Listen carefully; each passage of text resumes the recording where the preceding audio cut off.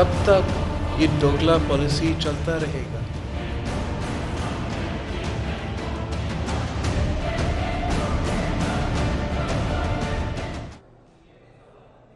अस्सलाम वालेकुम। डीएनए में आपको कहते हैं खुशामदीद। मैं हूं इकरा हारिस। आज की अहम स्टोरी, सबसे पहले चेयरमैन नैब के उस बयान का जिक्र करें जिसमें उन्होंने ब्यूरोक्रेट्स को तसल्ली दी और कहा कि अब किसी भी अफसर को हथकड़ी नहीं लगेगी। जब तक ब्यूरोक्रेट्स ये फैसले नहीं करेंगे, अफसरान फैसले नहीं करेंगे तो काम आगे कैसे बढ़ेगा। वो तमाम मामलात की खुद निगरानी करेंगे। साथ ही साथ शरीफ खानदान की खवातीन के जो तलबी के नोटिस थे उन्हें मनसूख करते हुए उन्हें सवालनामा भी अरसाल कर दिया गया है। दूसरी अहम खबर, नेशनल एक्शन प्लान पर अमल दरामद नहीं हो रहा।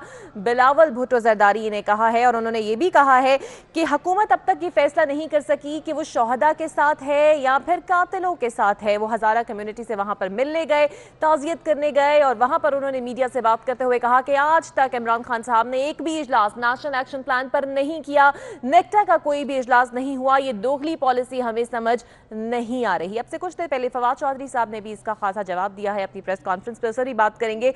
दूसरी जानिब ऑरेंज ट्रेन मंसूबा, अरबों रुपए मालियत का ये मंसूबा जो कि अवाम की फलाह के लिए बनाया गया था, लेकिन पिछले दौरे हुकूमत का ये शुरू किया गया मंसूबा अब भी ताखीर का शिकार है। इस पे समाअत हुई और अब यहाँ पर इससे मुतल्लिका अफसरान सेक्रेटरीज को तलब भी कर लिया गया है। क्यों ये मंसूबा ताखीर का शिकार है? आखिर पंजाब हुकूमत क्या ताखीरी हरबे अपना रही है या फिर कोई और वजह है? इस पर भी हम बात करेंगे। और साथ ही साथ मुल्क भर में बारिशों ने भी तबाही मचा दी है। बारिश रहमत के बजाय कुछ इलाकों में जहमत भी बनी और काफ़ी नुकसान की इतलात भी मौसूल हो रही हैं। सबसे पहले हम चलेंगे नेशनल एक्शन प्लान की जानिब। बिलावल भुट्टो जरदारी ने जो हुकूमत पर शदीद तनकीद की है उस पर हम बात करेंगे। हमारे साथ मौजूद होंगे सीनियर सहाफ़ी और तज्ज़ियाकार सलीम साफ़ी साहब, हमारे साथ इस्लामाबाद स्टूडियो से मौजूद होंगे। बहुत शुक्रिया सलीम साफ़ी साहब आपके वक्त का। बिलावल साहब कहते हैं कि 4 ऐसे वजीर हैं जिनका ताल्लुक कालाधन तंजीम से है और हुकूमत नेशनल एक्शन प्लान के मामले पर संजीदा नजर नहीं आती। साथ ही साथ फिर वही शिकवा उन्होंने भी किया कि वज़ीर आज़म खुद कोयटा नहीं पहुंचे। सलीम साफ़ी साहब, मसला है किधर? कालाधन तंजीमों को कौमी धारे में शामिल करने पर पहले ही बिलावल भुट्टो साहब इख्तलाफ कर चुके हैं, लेकिन नेशनल एक्शन प्लान पर अमल दरामद होता हुआ आप क्या समझते हैं, कहाँ पर अभी भी वो लूप होल मौजूद है जिस पर अमल होना चाहिए? देखिए, जो सबसे बड़ा मसला है वो रियासत के तमाम सतूनों का और तमाम इदारों का यकसुई है। इस मुल्क में मसला ये है कि अमूमन एक इदारा कुछ करता हुआ नज़र आता है, दूसरा इदारा कुछ करता हुआ नज़र आता है, तीसरा इदारा कुछ करता हुआ नज़र आता है। अब नेशनल एक्शन प्लान पे पूरी कौम की तमाम क़ियादत का इत्तेफाक तो हो गया था, लेकिन बाद में बदकिस्मती से इसको सियासत की नज़र भी किया गया और जिस तरीके से इस मुल्क में होता है कि मुख्तलिफ इदारे उसको अपने इदारजाती मफादात के तहफ़्फ़ुज़ के लिए भी इस्तेमाल करते हैं, तो वही होता है। फिर एक और अलमिया ये है कि इस मुल्क में अगर कोई हादसा हो जाता है कोई बड़ा, तो ये तो हमें याद आ जाता है, लेकिन जब वो वक्त गुजर जाता है तो फिर सब लोग उसको भूल जाते हैं और अपने अपने धंधों में लग जाते हैं। अब जहाँ तक बिलावल साहब की गुफ्तगू का ताल्लुक़ है तो मैं समझता हूँ कि एक जो उनकी राय है उससे मैं इत्तेफाक नहीं करता, और वो है ये जो जिहादी तंजीमें हैं या कालाधन तंजीमें हैं उनकी मेन स्ट्रीमिंग का। और क्योंकि बिलावल को फिर ये भी बताना होगा कि अगर ये नहीं करना है तो फिर दूसरा रास्ता क्या हमें अपनाना है। अब इसमें भी आप देखें तज़ाद के जो लिसानी तंजीमें होती हैं या कौम परस्त तंजीमें होती हैं उनकी मेन स्ट्रीमिंग पे तो ना बिलावल साहब को एतराज़ होता है न किसी और पॉलिटिकल लीडर को होता है, लेकिन जब मजहबी और जिहादी तंजीमों की मेन स्ट्रीमिंग की बात आती है तो उस पर फिर उन लोगों को एतराज़ होता है। लेकिन प्रॉब्लम वही है जो इमरान खान साहब की तरजीहात से मुतालिक उन्होंने बात की है, तो उससे मैं बिल्कुल इत्तेफाक करता हूँ कि अब देखें उनके पास ये तो वक्त था कि उन्होंने जसेंड्रा को फ़ोन किया शाबाश के लिए कि उसने अपनी कौम के लोगों के दिल जीत लिए और वहाँ पे मुसलमानों के ख़िलाफ़ जो जुल्म हुआ था तो उनकी दिलजोई के लिए जसेंड्रा इस हद तक गई कि अपने तमाम हुकूमती मसरूफियात तर्क कर लिए, मुसलमानों का लिबास तक पहन लिया, तिलावत उनसे आगाज़ कर दिया गया अपने पार्लियामेंट की कार्रवाई का, और उस पे जहाँ बाकी पाकिस्तानी कौम ने उनको शाबाश कहा वहाँ इमरान खान साहब ने भी कहा। लेकिन हम देख रहे हैं कि 3-4 दिनों से वो मजलूम जिनके लवाहिकीन शहीद हुए हैं वो वहाँ धरने में बैठे थे, खान साहब वहाँ पे नहीं गए। उसके बाद वज़ीर दाखिला साहब भी 2-3 दिन तक वो इधर इमाम काबा साहब के प्रोटोकॉल में लगे हुए थे। और उस रोज जब मीडिया पे ये बात उठाई गई कि वजीर दाखिला साहब वहाँ तशरीफ क्यों नहीं ले जाते, तो उसके बाद उनको वहाँ पे भेज दिया गया। तो उस हद तक तो उनका इत्तेफाक मैं उससे करता हूँ। लेकिन जो बिलावल साहब ये इल्ज़ाम लगाते हैं पीटीआई पे कि जी उनका कोई कलदम तंजीमों के साथ के लिए कोई सॉफ्ट कॉर्नर है या इन लोगों का उनसे ताल्लुक़ है, उसको मैं ज़्यादा सीरियस इसलिए नहीं लेता कि ठीक है ये ब्लंडर्स इन लोगों ने किए हैं सियासी मफादात के लिए कि हमारे वजीर दाखिला की वो वीडियो मौजूद है जिसका जिक्र आज बिलावल साहब ने किया है कि जिसमें वो इन तंजीमों के अहलकारों से कहते हैं कि जी जब तक हम हैं आप कोई फिक्र न करें, आपको कोई कुछ नहीं कह सकता।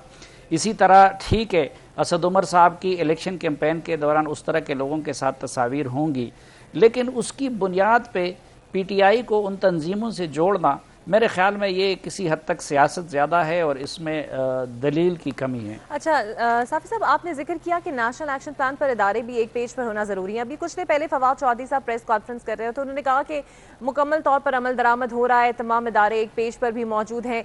फिर हम ये भी देखते हैं कि एक कामयाब तरीन कार्रवाई की गई पेशावर में, हयाताबाद जैसे इलाके में जहां पर दहशतगर्द मौजूद थे। 18 घंटे तक ये ऑपरेशन होता। फिर ये कहना हुकूमत का कि दहशतगर्दी मुकम्मल तौर पर ख़त्म हो चुकी है, लेकिन फिर से पेशावर के ऐसे पोश इलाके से ये कार्रवाई होना क्या दिखाता है?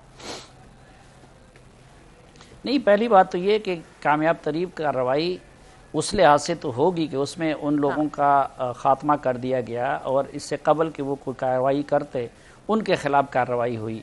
लेकिन हम तो कामयाबी उसको कहेंगे कि पाकिस्तान में इस तरह के लोग सामने ही ना आए और उनके ख़िलाफ़ इस तरह की कार्रवाइयों की ज़रूरत ही ना पड़े। अब इसमें भी जो हमारे एक ASI शहीद हुए हैं तो उनकी ज़िंदगी तो ज़ाहिर बात है उसकी तो कोई तलाफ़ी नहीं हो सकती, या उसके नतीजे में फिर जो खौफ हरास फैल जाता है वो अपनी जगह पे आपके मुल्क को और उसके इमेज को डैमेज तो कर लेता है। तो कामयाबी तब होगी कि मुल्क में इस तरह के वाक़यात सिरे से वक़ूफ़ पज़ीर होना हो।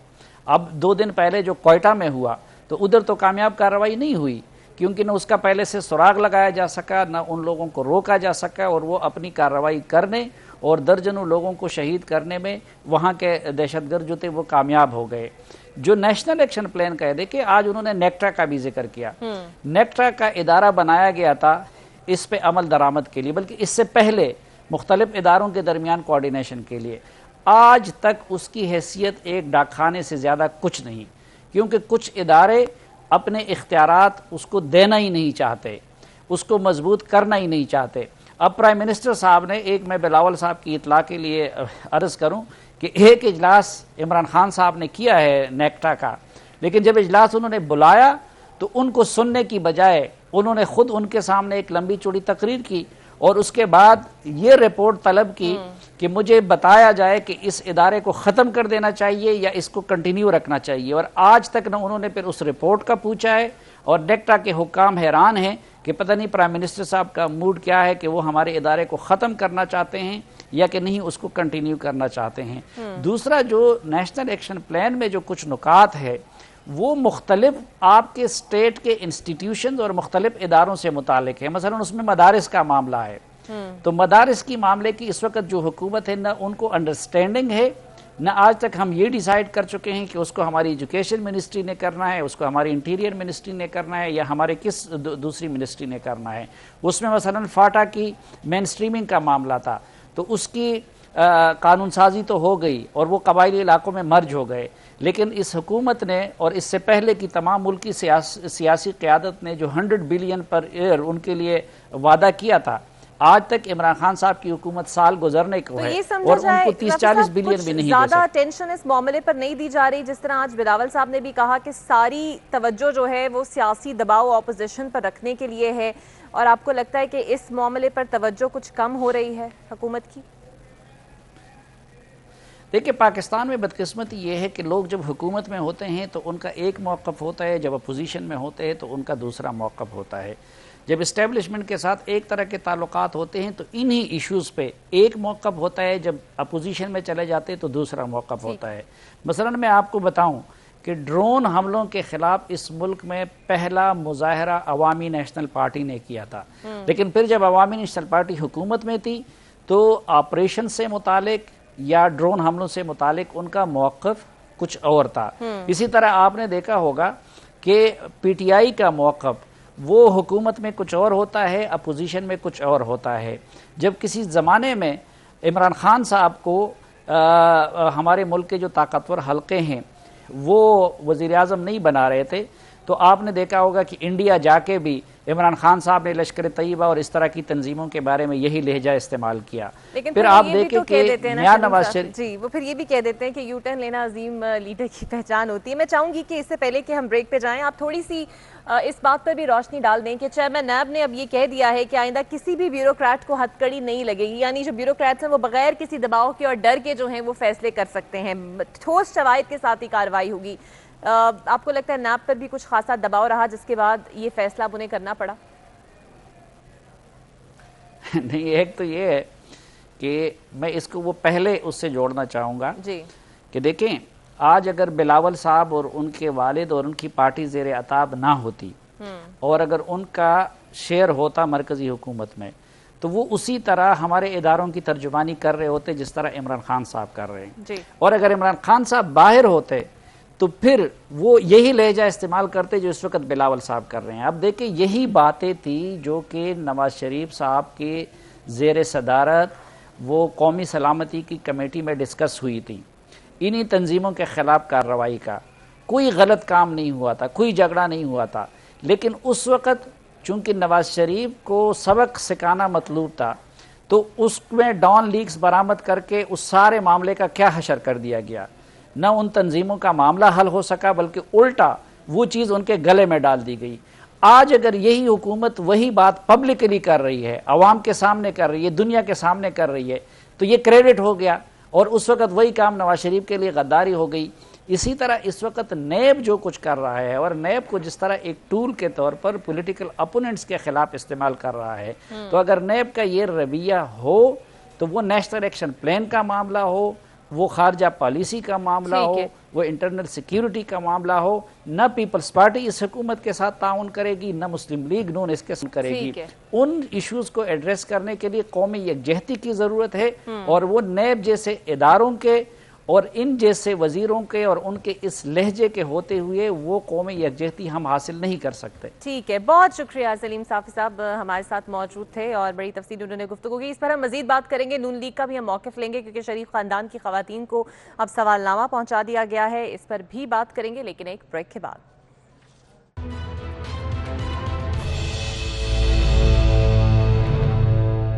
Welcome back. नैब ने शरीफ फैमिली की खवातीन को अब सवालनामा भिजवा दिया है और जो उनके तलबी के नोटिस थे वो चेयरमैन नैब ने मनसूख कर दिए हैं। इसी पर हम बात करेंगे। हमारे साथ मौजूद होंगे मुस्लिम लीग नून के रहनुमा बैरिस्टर दानियाल चौधरी साहब। बहुत शुक्रिया दानियाल। तो एक शिकवा तो ख़त्म हो गया, अब तलबी के नोटिस जो हैं वो मनसूख करके सवालनामा भिजवा दिया गया है।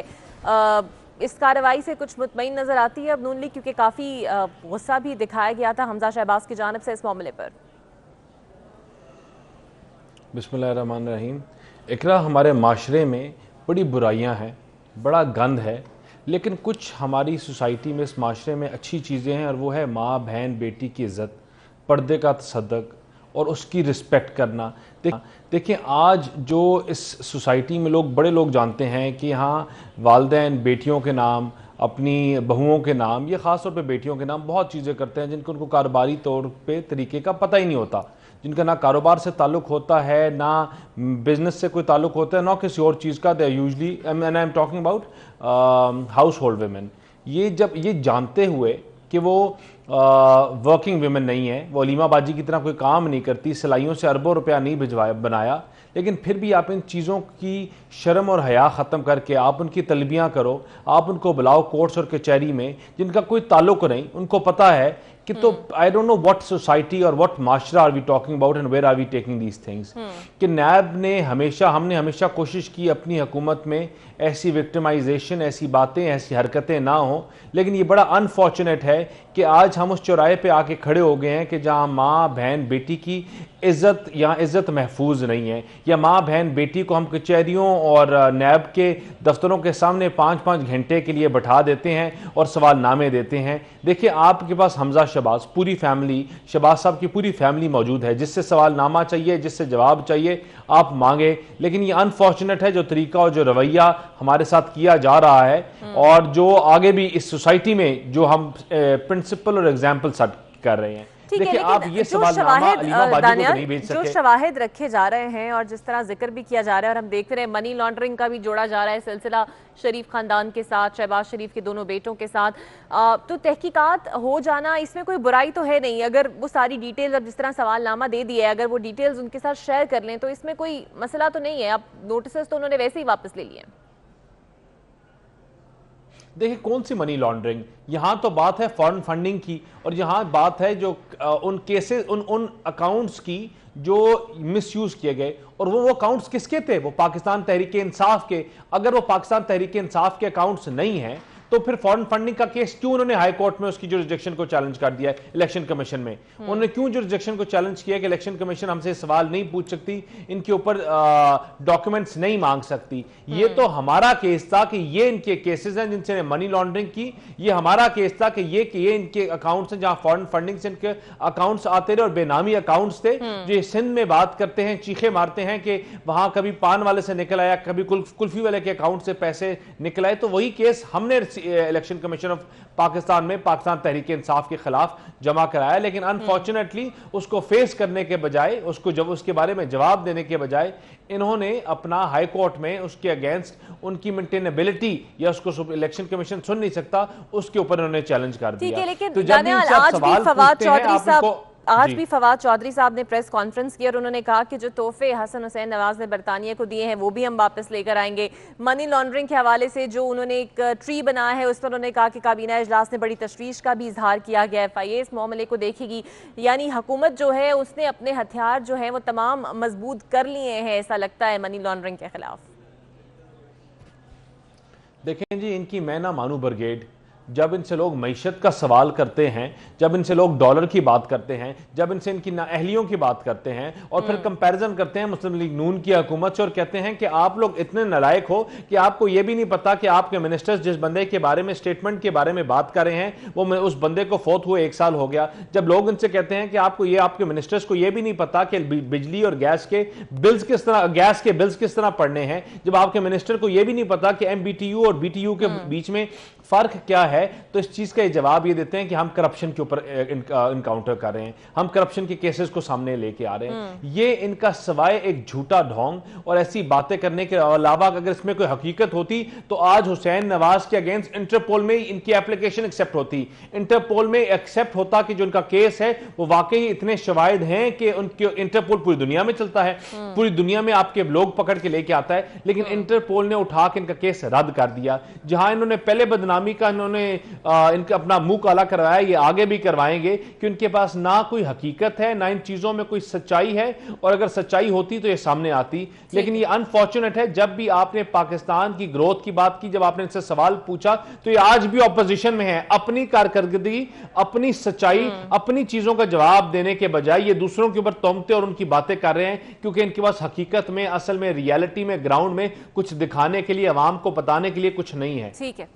ठीक है, एक और अहम मामला और वो ये कि ऑरेंज ट्रेन मंसूबा जो है आप ही के दौरे हुकूमत में शुरू हुआ, लेकिन अब तक वो जू का तू है, लाहौर के शहरी उसे वैसा ही देख रहे हैं जैसा नून लीग के दौर में छोड़कर गए थे, कोई काम नहीं हो रहा। सुप्रीम कोर्ट ने भी एक्शन लिया, ताखीरी हरबे इस्तेमाल किए जा रहे हैं, जो डेडलाइन दी गई थी वो ख़त्म हो गई है। आपको क्या लगता है क्या पंजाब हुकूमत जो है इंटरेस्टेड नहीं है इस प्रोजेक्ट को आगे बढ़ाने में, इसे फाल करने में?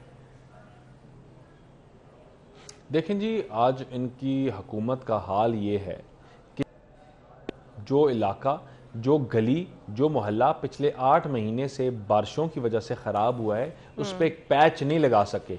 इनकी आप किसी रोड को, जो आपकी 8 महीने पहले की हालत थी, आज उन तमाम रोडों की वही हालत है।